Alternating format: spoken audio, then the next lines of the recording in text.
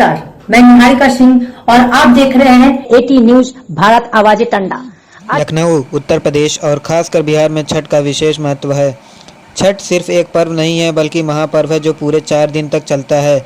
नहाए खाए से इसकी शुरुआत होती है जो डूबते और उगते हुए सूर्य को अर्घ्य देखकर समाप्त होती है। ये पर्व साल में 2 बार मनाया जाता है, पहली बार चैत्र में और दूसरी बार कार्तिक में।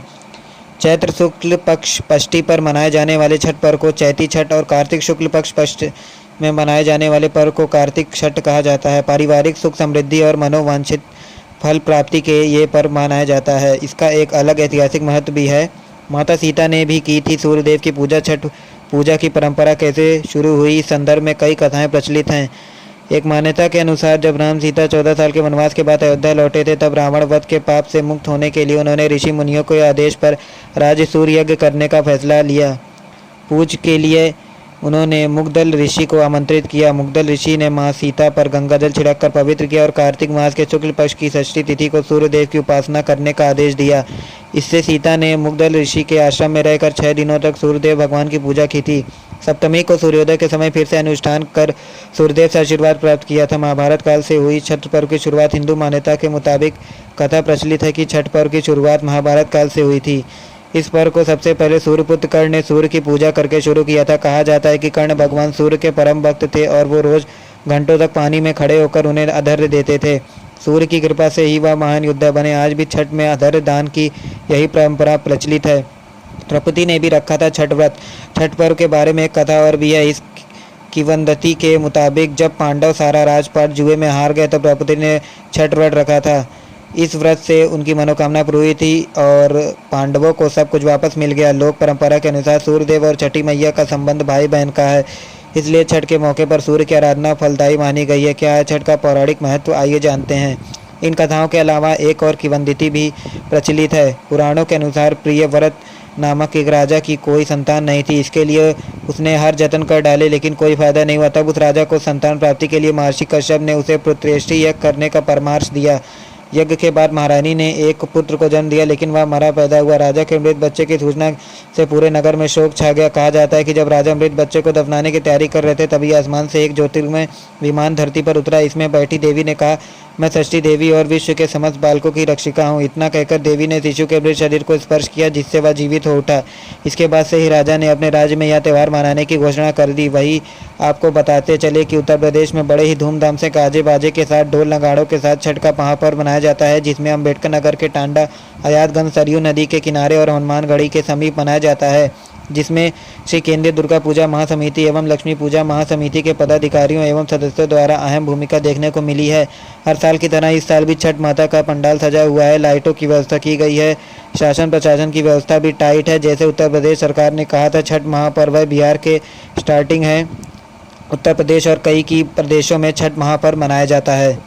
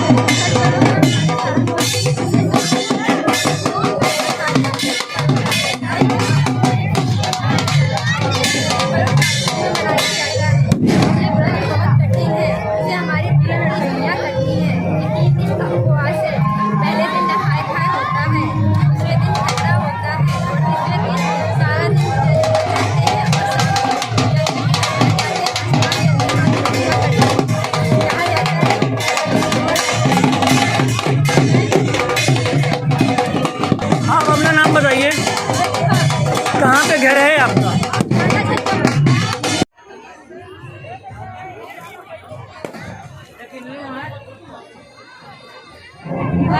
करते हैं छठी मैया का कृपा है, सब बनाए रहे छठी मैया सबके ऊपर कृपा।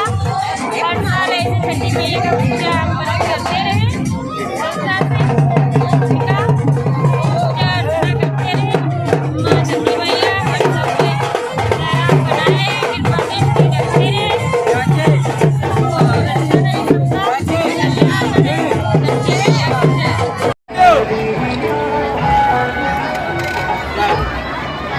आइएगा बता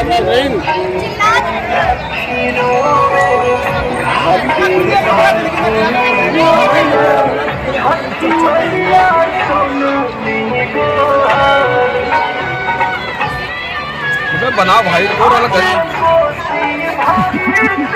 तो साफ और बहुत खराब बहुत बार क्या करेंगे